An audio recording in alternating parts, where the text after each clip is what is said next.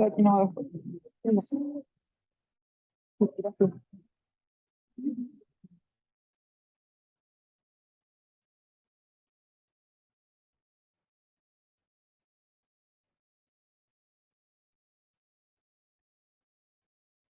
Vamos a empezar entonces el auxiliar de hoy.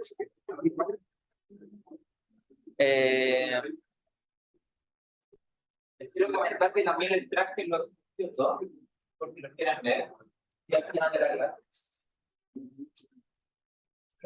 Y eso. ¿Hay alguna pregunta antes de comenzar? ¿De lo que sea? ¿Sí? Ya no sé cómo va eso, porque si completa cada uno puedo hacer, cómo lo van a resolver. No sé cómo lo van a resolver. Así que ahí tiene que preguntarle al profe el perfil, yo creo. ¿Hay alguna otra pregunta? Si no, entonces vamos a empezar. Sí, perdón. Sí, traje la de ejemplo 2 hoy día. Después de la clase se los puedo mostrar y ahí. Entonces.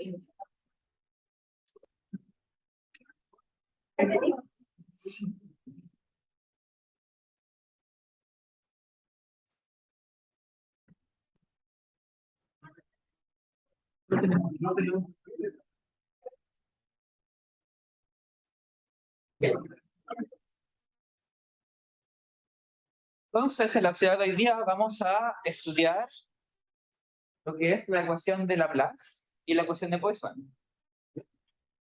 Entonces, a modo de recordatorio, esta ecuación surge cuando nosotros mezclamos lo que ya sabemos del campo eléctrico. Uno toma la ecuación para la divergencia y la ecuación del campo eléctrico es el gradiente potencial. Y si yo las junto, ok, entonces lo que uno encuentra es que la divergencia del gradiente del potencial va a ser igual a ρ por epsilon c, donde ρ es la densidad de carga de temperatura.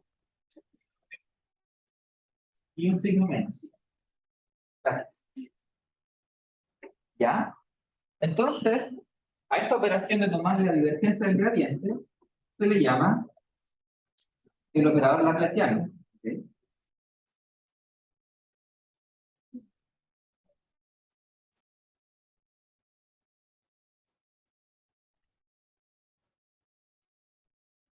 ¿Sí? Y entonces este operador, nabla cuadrado, va a tener una forma que va a depender de las coordenadas en las que estoy trabajando. ¿Ya? ¿Por qué? Porque si se recuerdan, mi gradiente, ¿no es cierto?, dependía cómo lo escribía, si es que estaba usando coordenadas cartesianas, esféricas o cilíndricas. Lo mismo va a pasar para este operador que llama Laplace. Entonces, si estoy estudiando una región que no tiene densidad de carga, entonces la ecuación va a ser igual a cero. Se va a llamar ecuación de Laplace. Si estoy estudiando una región que tiene densidad de carga, entonces la ecuación se llama ecuación de Poisson. ¿Ya? Ustedes ya aprendieron un método para encontrar las soluciones de esta ecuación, ¿eh? En particular la de arriba.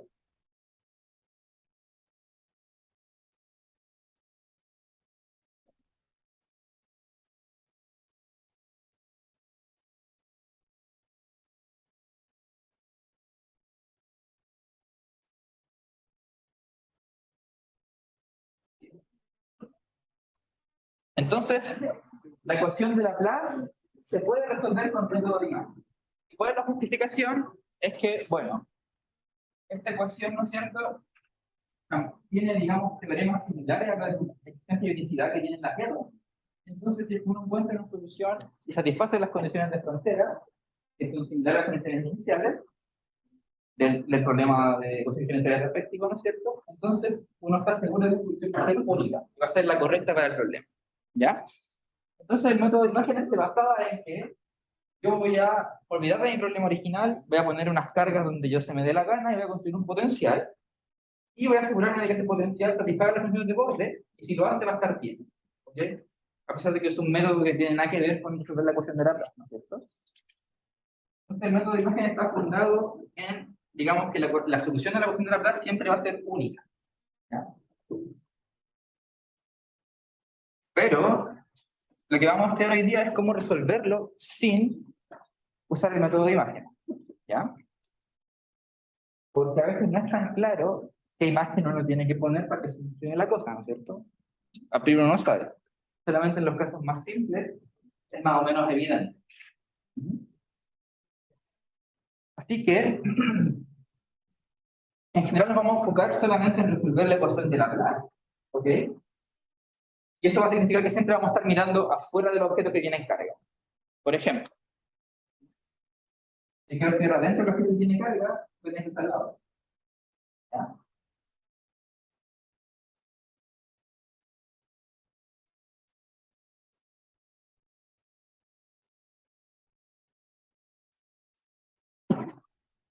Entonces, la ecuación de Laplace, resolverla en una dimensión es más o menos sencillo. ¿Ok? ¿A qué me refiero con una dimensión? Cuando el potencial depende solamente de una variable. Cuando depende de una variable, el potencial, esta ecuación, ¿no es cierto?, va a ser una ecuación diferencial ordinaria, y por lo tanto, esas son las que saben resolver, digamos, ya de ancho. Por ejemplo, imaginen ustedes el caso, esto es un ejemplo en verdad, el caso del cable infinito cargado. ¿Sí? Ustedes saben que en este caso el campo eléctrico va como 1 sobre la distancia radial cilíndrica. ¿Sí? Y va en orbital. ¿Cómo yo podría encontrar eso usando la ecuación de Laplace? Ok, entonces uno tiene que el laplaciano de B va a ser igual a 0 en todo el espacio menos justo en el cable, ¿no es cierto?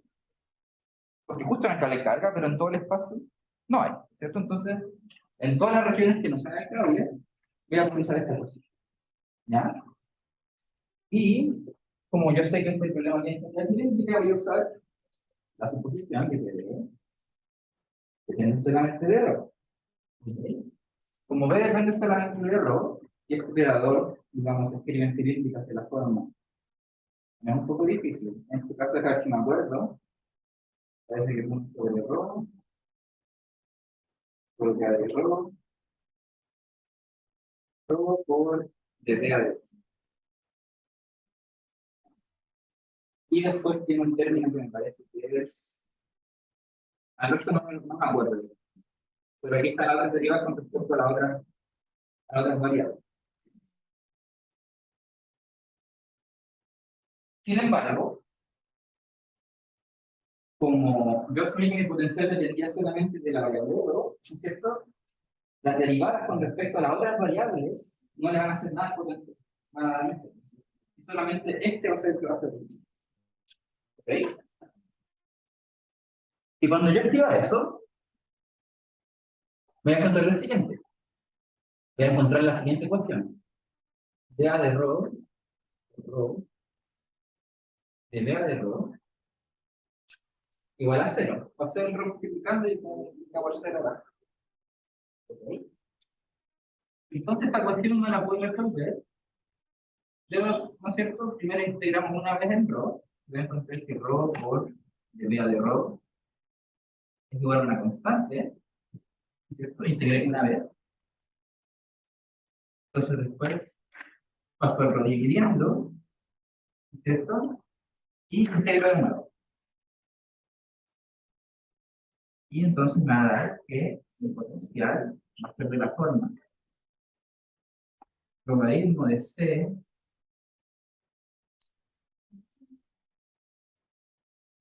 por logaritmo de lo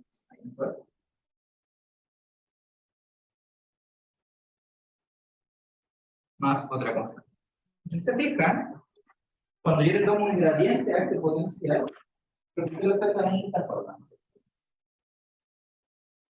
Entonces, cuando uno resuelve un problema en una dimensión con Laplace, es más o menos directo. Uno tiene que recuperar la E lo que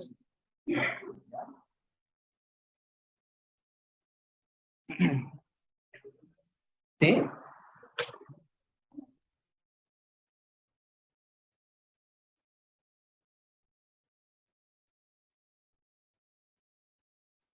¿Puede ser eso?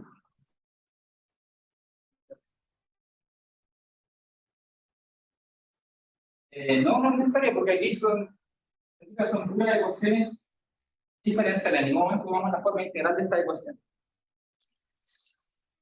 ¿Me pregunto? ¿Por qué las cargas son cero? Por ejemplo. No, porque en el caso del cable infinito, por ejemplo, yo sé que la carga existe solamente en el cable, ¿cierto? Pero fuera del cable la carga es cero. O sea, en todas las regiones que no sean junto al cable, se va a cumplir. Entonces eso solamente es válido, por ejemplo, cuando está fuera del cuerpo que ejerce el campo. Claro.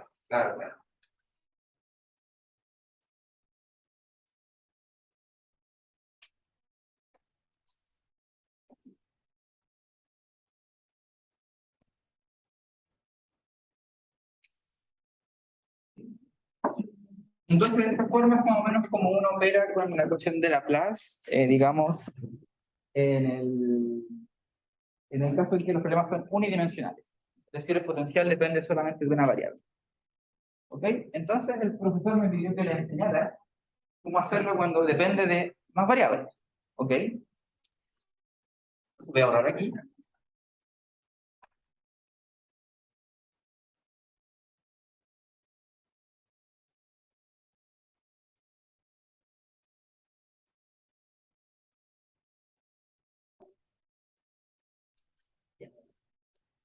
Entonces, ahora sí va a ser el problema 1. Y este problema vamos a tener la siguiente configuración.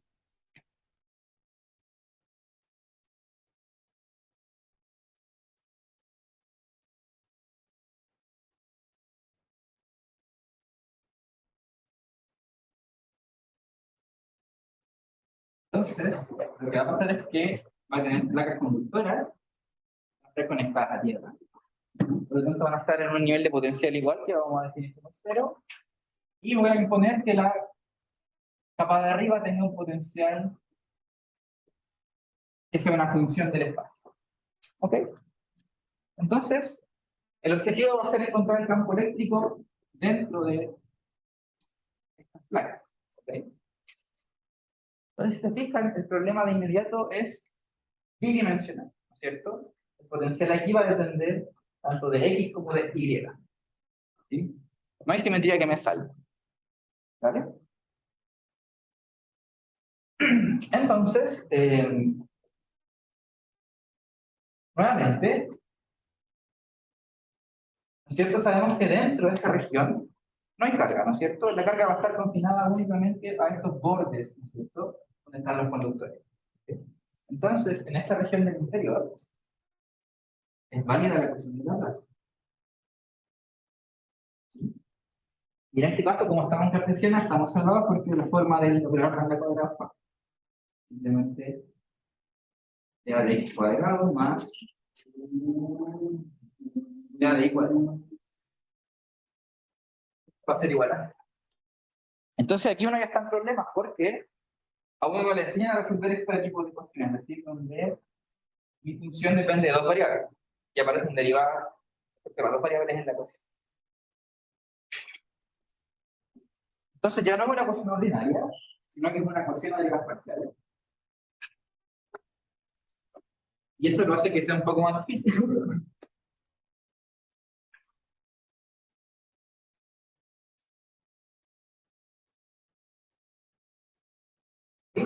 Y entonces le voy a enseñar un método general para atacar este tipo de ecuaciones, ¿ya? Entonces, el método general se llama separación de variables.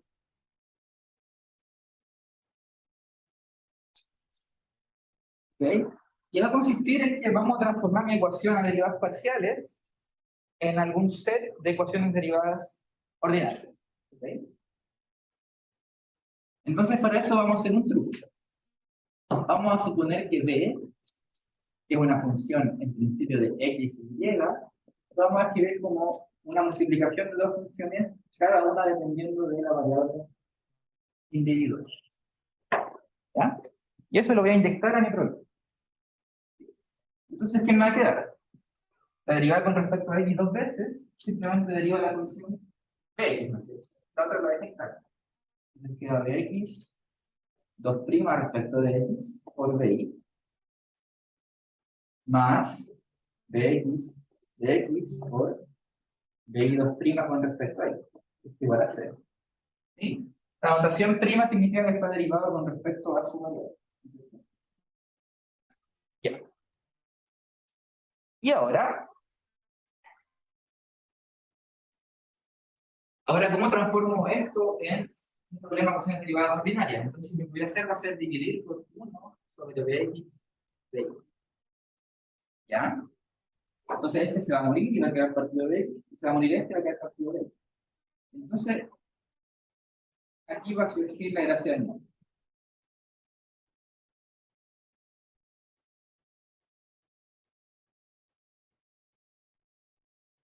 ¿Ok?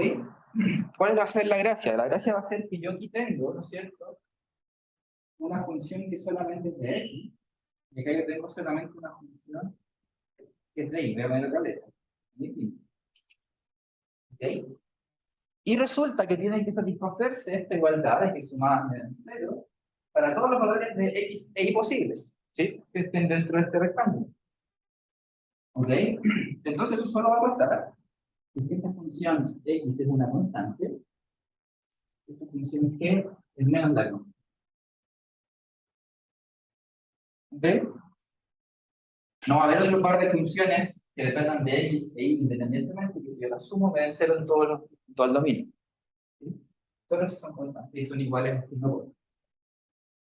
Ok, entonces una vez que yo hice esto, se me transformó el problema en un problema de dos ecuaciones ordinarias. ¿Por qué? A esta letra permítame ponerle un nombre un poco más acorde a lo que vamos a hacer, ¿no? Entonces en x pongámosle menos k cuadrado, en y pongámosle k cuadrado. ¿Ok? Ustedes pueden elegir el signo, por supuesto, también, y después más adelante les va a dar el... Vamos a resolver estas errores, vamos a descubrir cuál es el signo correcto.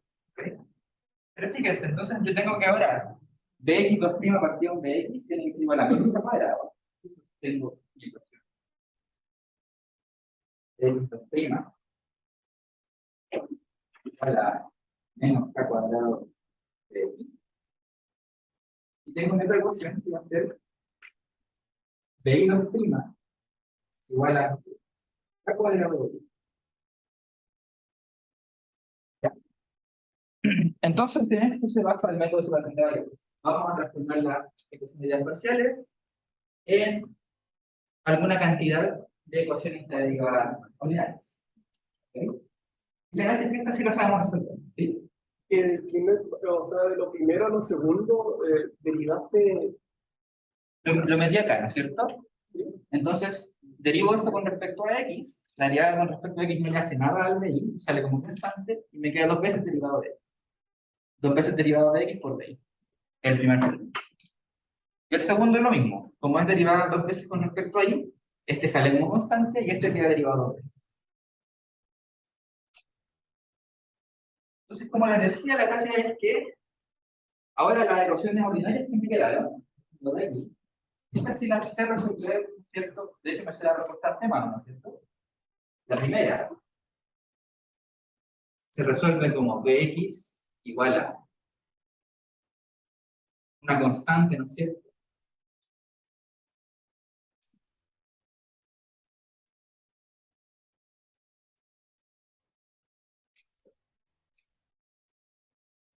Y la segunda se resuelve también con las mismas funciones, pero hiperbólicas. Hiperbólico de cada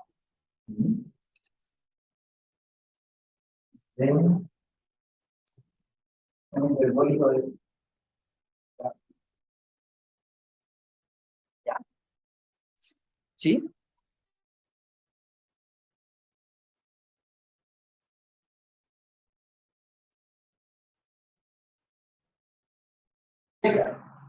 Esto, esto de aquí fue una adivinanza.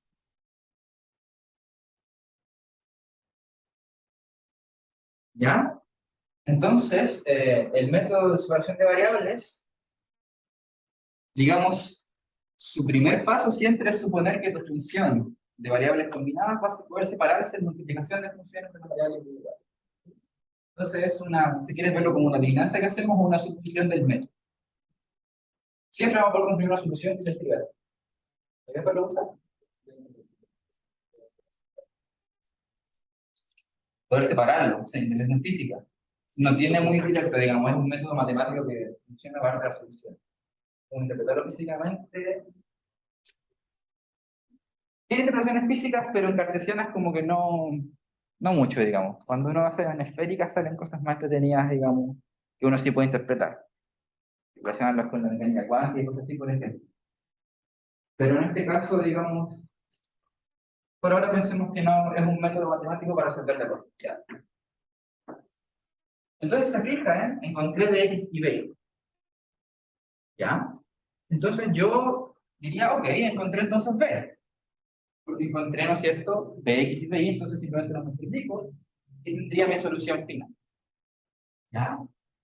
Pero, hay un pero. Hay un pero, y el pero es este numerito que yo elegí acá. ¿Ok? Yo elegí arbitrariamente un K. ¿Ok? Pero cualquier valor de K podría servir. ¿No es cierto? Cualquier valor de K, ¿no es cierto?, con esta construcción va a serme útil, va a resolver la cosa. ¿Cierto? Entonces permítanme a esta constante ponerle un subíndice K. ¿Sí? Coseno de K por X.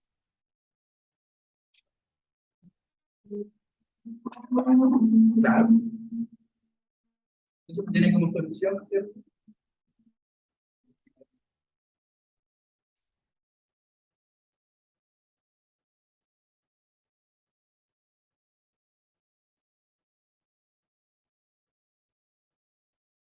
O sea, si uno tiene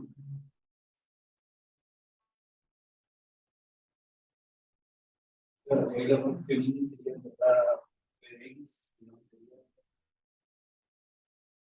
si uno tiene esto, ¿no es cierto?, la solución para I es, por ejemplo, un coseno. Si tú lo derivas dos veces, te tira el menos, ¿no es cierto? ¿Sí? Esta función, ¿no es cierto?, tú lo derivas dos veces y el coseno vuelve a ser coseno, con un menos atrás. Y entonces te queda menos a coseno de X igual menos a coseno de X. Solución. ¿Sí? Aquí no está lo mismo. Solo que en vez de ser I es B. Y y la motivación de usar K cuadrado fue a pura fe, suponiendo, o sea, como ya sabiendo que después iba a salir el coseno. Claro, o sea, por ejemplo, si hubiera puesto una letra cualquiera aquí, si hubiera quedado aquí, ¿no es cierto?, la letra cualquiera, hubiera quedado con raíz de K. Hubiera sido más incómodo, ¿no? ¿Cierto? Como sé la respuesta de antes, le pongo la forma que queda más bonita.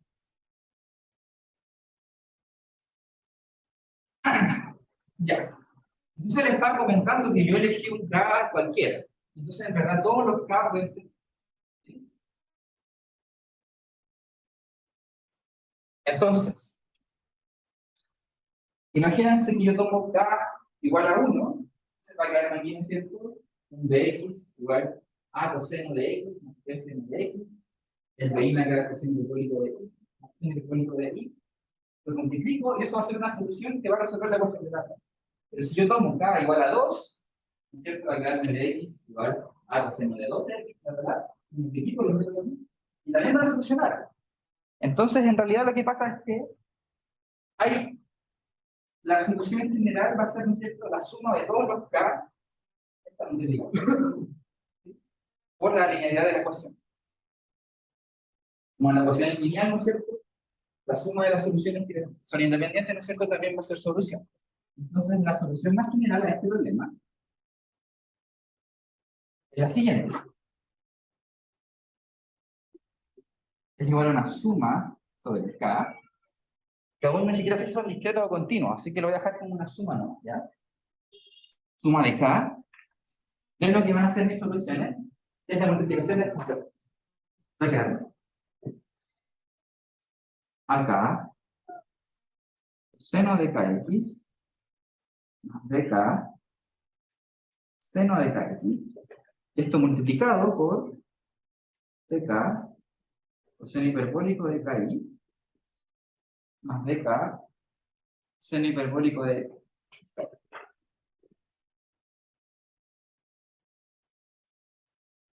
¿sí? Entonces, si se fijan, la solución a priori es súper complicada, ¿cierto? Pero, ahora que encontramos la solución general para el problema, vamos a ir despejando cuántas tienen que ver estas constantes, A sub k, B sub k, D sub k, C sub k, usando lo que son las condiciones de borde del problema.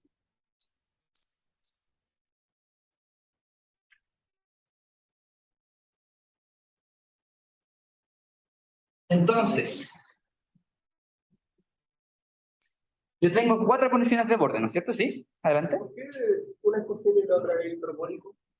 Ah, porque como yo tenía que mis funciones tenían que sumarse y darme 0, entonces una es igual a k cuadrado y la otra es menos k cuadrado. Entonces eso te cambia el signo de la solución, porque cuando, de nuevo, la misma E2 que puse acá, el I2' igual a I, si es que esto es más, las soluciones son coseno hiperbólico. Si es menos, son 0. Entonces ahora que tenemos la solución general, esta es la solución general.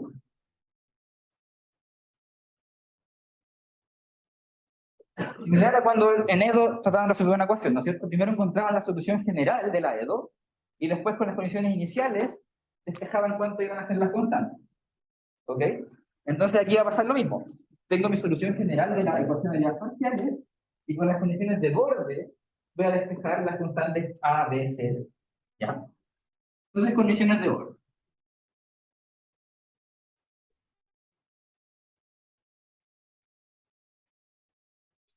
Tengo 4. Tengo que B de x igual a 0, como ahí, tiene que ser 0. B de x igual a A. Bueno, me olvidé de ponerlo, pero esto tiene largo A, tiene alto B. B de x igual a A, como ahí, tiene que ser igual a 0, ¿no es cierto? La primera es imponer la condición sobre esta placa, ¿no es cierto? Imponer que el voltaje en esta coordenada de x para todo valor de y tiene que ser 0. La segunda es en esta otra placa de acá. Ahora escribo las placas que me quedan en esta otra dirección. Entonces voy a escribir la otra que es B de cualquier x, pero y igual a 0, tiene que ser 0. Y la última va a ser que B de cualquier x, pero y igual a b, tiene que ser esta función B0 de x. ¿Ya? Entonces, los teoremas de la ecuación de derivas parciales me aseguran de que con estas condiciones de frontera voy a poder ser capaz de despejar todas las constantes. Y fijan, pasa algo raro porque tengo solo 4 condiciones, pero tengo infinitas constantes. Así que hay algo raro que pasa, pero siempre trata que lo tengan en mente. Entonces vamos con la primera. ¿Ok? Entonces en la primera, yo reemplazo x igual a 0 en mi cosa. Entonces el coseno vale 1, el seno va a valer 0, ¿cierto? El coseno hiperbólico, esto depende de ella, así que estos quedan libres, ¿cierto? Entonces esto me queda que es igual a la sumatoria de esta k, que no sé si todavía es ni continuo ni discreto, voy a averiguarlo después. Y dijimos entonces que sería solamente el AK, que queda multiplicado por el CK, coseno hiperbólico de KI, más DK, seno hiperbólico de K. Y yo quiero imponer que esto sea cero, ¿no es cierto? Y sea cero para cualquier valor del Y. ¿Ok? Entonces, ¿qué alternativas tengo? Puedo hacer que las constantes CK y DK ambas sean cero. Ahí cumpliría con la condición de frontera. Pero fíjense que si yo hago eso, si mato CK y DK, me quedo sin potencial. Lo hago cero todo, ¿no es cierto? Entonces esa solución no es factible, y entonces la idea es matar a A. Por lo tanto, A sub K tiene que ser igual a cero para todo eso. ¿Ok? Esta condición de Borg, si se fijan, me permitió echarme infinitas constantes. ¿Sí? Vamos con la segunda. En la segunda de nuevo tengo mi sumatoria acá. ¿Ok?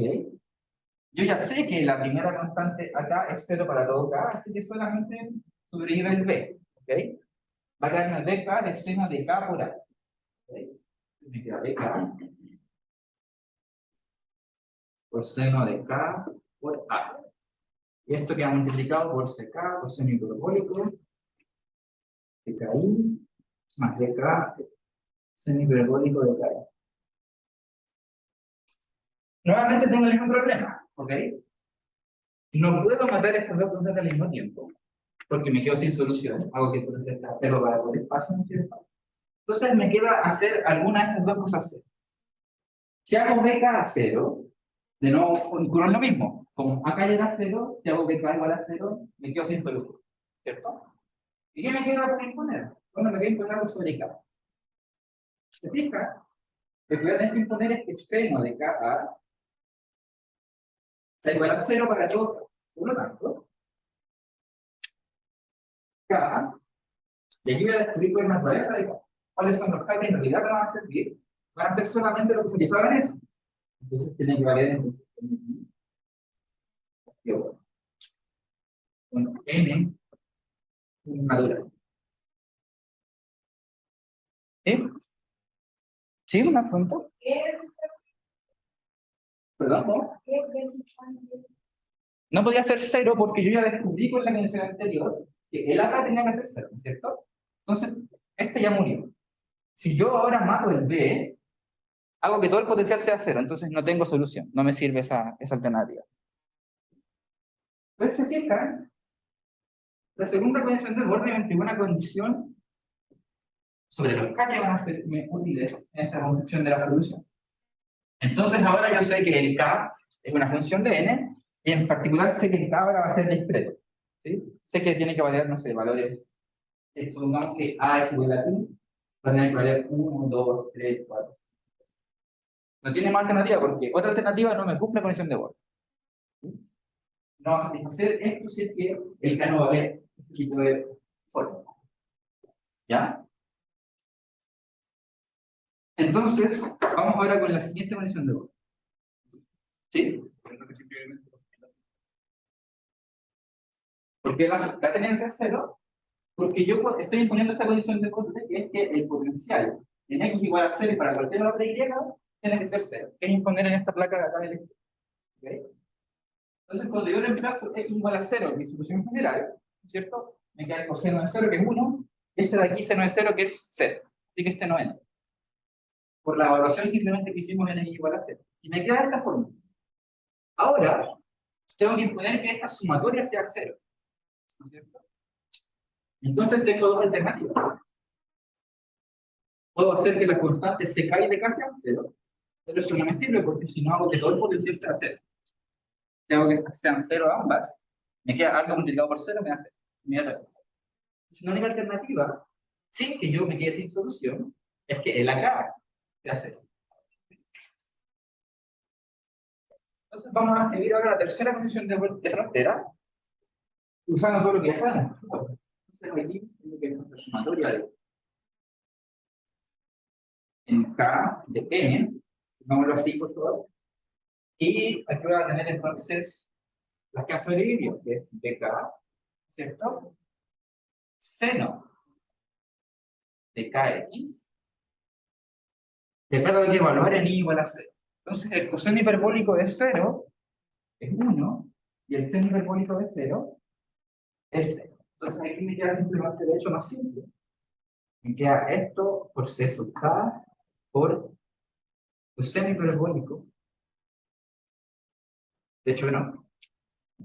Coseno hiperbólico de 0 no. Así que, acá simplemente.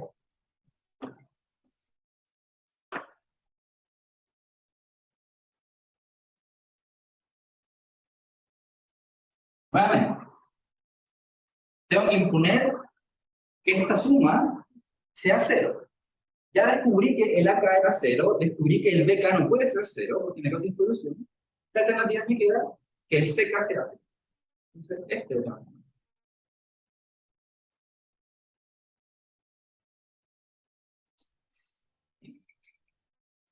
Pues si fijan esta solución ya debo existir este y este.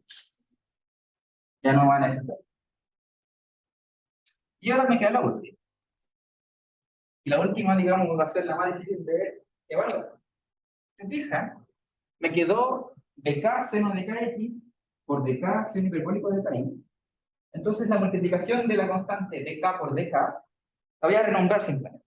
¿Sí? Esto va a ser la sumatoria de k de n, ¿no es cierto?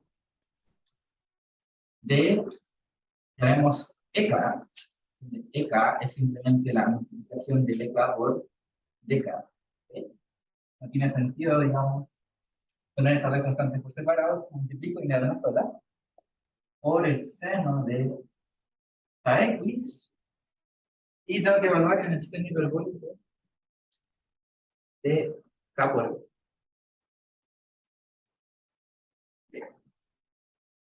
Entonces aquí es cuando uno se fija qué es lo que me va quedando. Yo ya encontré cuánto valen los k que me sirven, ¿no es cierto? Así que esto ya no es una incógnita, y solo me quedan las incógnitas e sub k. ¿Sí? Entonces esta incógnita e sub k, por supuesto, van a depender de cuál va a ser la forma del D0. ¿Sí? Y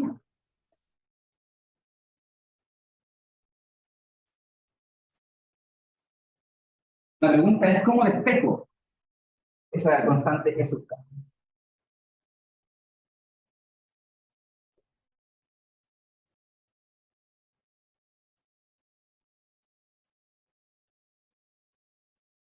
Me quedan 2 minutos. Entonces, ¿cuál es el truco? Entonces va a tener B0 de X a un lado, y al lado derecho va a tener una suma. Ahora sí voy a escribir lo que vale K de N, ¿ya? Entonces va a quedarme aquí un E indexado por N, porque está indexado por K, así que es la misma centro alguno a 1. Y aquí me queda seno de N pi X sobre A, por seno hiperbólico de N pi B sobre A. ¿Ah? Y este N va a dar, por supuesto, desde infinito, con todos los N naturales. Ya. Y la pregunta es cómo despejo los sub n. Entonces, aquí hay un truco. ¿Ok? ¿Cuál es el truco? El truco va a ser el siguiente. Voy a multiplicar a ambos lados de la ecuación por la función seno de n pi x, pero con un n distinto. Voy a poner aquí un L. Digo por A. ¿Ok? Y después voy a integrar en dx. ¿Ya? Entonces, ¿cómo se va a ver la cosa? Va a ser integral desde 0 hasta A de B0 de N. ¿Por qué llega solo hasta A? Porque hasta A nomás llega mi cajita, ¿cierto? Mi cajita no se extiende hasta infinito. Otra forma de verlo también es que B0 de X fuera de la caja vale 0. ¿No?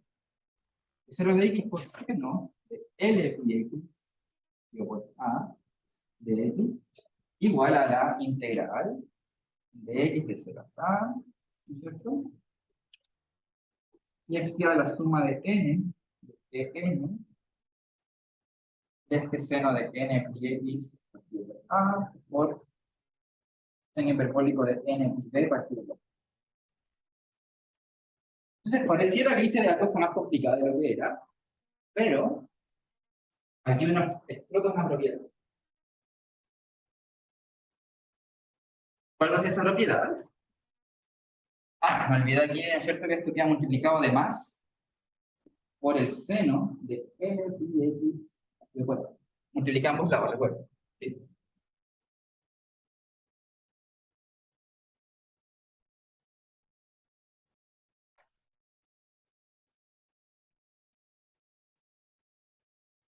Entonces, ¿cómo uno resuelve esto? Entonces, yo podría despejar en, ¿no es cierto? Si es que al lado derecho, ¿no es cierto? Cuando yo integro, solo sobreviven unos cuantos de estas constantes, ¿no es cierto? Aquí, si se fijan, ahí está L1, L2, L3, L4, L5. Pero ¿qué pasa si es que yo, al haber multiplicado este seno de n pi x por este seno de l pi x, y después haberlo integrado, puede que en algunos casos me dé 0, en otros casos no, ¿no es cierto? De esa forma podría eliminar esta sumatoria, ¿no es cierto?, varios de los e sub n, ¿cierto? Y en efecto eso es lo que va a pasar. Si yo miro con cuidado la suma, perdón, la integral de x, el seno de n pi x sobre L, perdón, sobre A, de 0 hasta A, el seno de L y x sobre A, ¿cierto? Y la resuelvo, bastante amigable resuelta, ¿verdad? Pero fíjense la siguiente.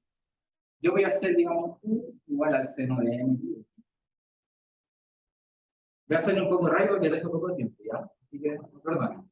Y el de B que sea el seno de L pi x sobre A. ¿Ok?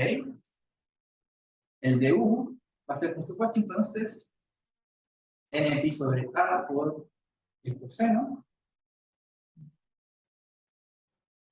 Y el B va a ser, ¿no es cierto?, menos coseno de L pi x sobre A, ya el A partido en el L. Entonces voy a hacer una integración por partes y me va a quedar esta integral, ¿cierto?, de 0 a A, que es un periodo de la sinusoidal, de x por el seno, ¿okay?, igual.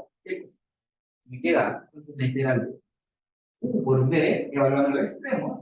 En los extremos, ¿no es cierto?, son A y 0, como es el periodo justamente del seno, cuando yo evalúo A, me queda n pi, 0. Cuando vale 0, el seno 0 vale 0. Entonces el término de integración por parte del primero vale 0. Después me queda una integral, que es la integral de dx. ¿De qué cosa? Del de U por B. Entonces queda, si se fijan, los pi se van y queda n sobre L. N sobre L, y aquí queda el coseno de lo mismo, el coseno de lo mismo. ¿Ok?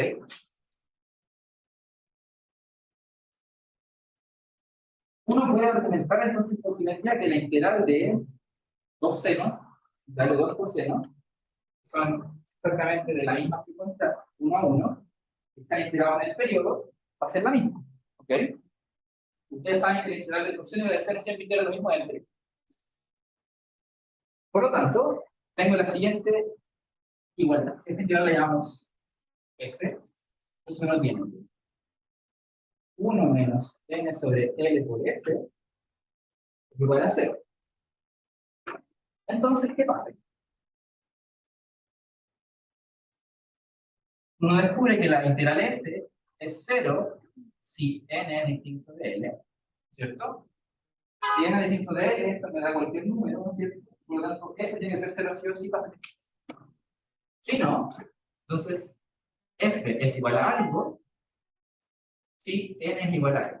¿Sí? Porque si n es igual a L, esto se me cumple, entonces me queda 0 por f y se me cumple la igualdad.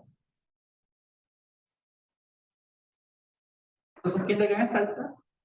Calcular f de algo cuando son iguales. Entonces, eso va a ser integral de x del seno cuadrado de n pi x sobre a. Por cuestiones de tiempo, créanme que esta de aquí vale a menos. Entonces descubrimos que esta integral de acá va a valer 0 en todos los casos, menos cuando n sea igual a L. ¿Ya? ¿Sí? Entonces, ¿qué es lo que me va a quedar al final? Va a quedar la integral esta de la izquierda, integral de 0 a del B0 de X por el seno de L y X sobre A, igual a qué cosa. Yo descubrí, ¿no es cierto?, que todos estos van a valer 0, salvo cuando n sea igual a L. ¿Sí? Cuando n sea igual a L, la integral va a darme a medios. ¿Sí? Entonces, todos los términos de la suma son 0 salvo el que tiene índice X. ¿Sí?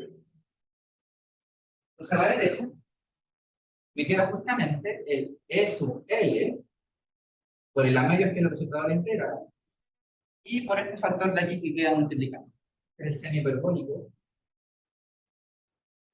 de ¿vale? N pi b, pero cuando n es L, entonces L es pi de todo. Y entonces, ¿no es cierto?, la función de seno de X conocida me la da en el problema. Entonces yo puedo despejar todas las constantes E sub L de mi solución. ¿Okay? Entonces, para dejar la solución ya escrita de manera formal, la última de las últimas, en este problema, la solución para b de X, y tiene de la siguiente forma. Sumatoria en n, ¿de qué cosa? El E sub L, entonces va a valer 2 partido por A, partido por seno hiperbólico de n y b sobre A, y queda multiplicado por esta integral aquí, integral de 0 hasta A, de 0 de X, seno de n pi X sobre A, y después queda multiplicado, ¿no es cierto?, por el seno hiperbólico de R, n pi I sobre A. Y aquí está la solución del problema. ¿Ok? Entonces, ustedes vieron que cuando la cosa depende de más de una variable, se pone media fea la cosa, ¿sí? Así que, eso. Esta es la manera que hay que usarla lo más si es que le sale un problema que dependa de las variables. ¿Sí? Separación de variables siempre va a permitir llegar a la solución. El problema es darse cuenta de este tipo de trucos, digamos. En cartesiana siempre el mismo truco. Siempre el truco con los senos, ¿no es cierto? Los senos de distintas frecuencias y que nunca se van a dar cero, pero se van a dar a medios. Cuando estén en otras coordenadas, hay otras funciones que van a aparecer que tienen propiedades similares, pero no las vamos a estudiar. Vamos a quedarnos, yo creo que solo en cartesianas a lo. ¿No? Eso, perdón por la demora. Estaba medio largo. Y si quieren ver sus ejercicios 2, aquí los tengo, ¿ya? Después.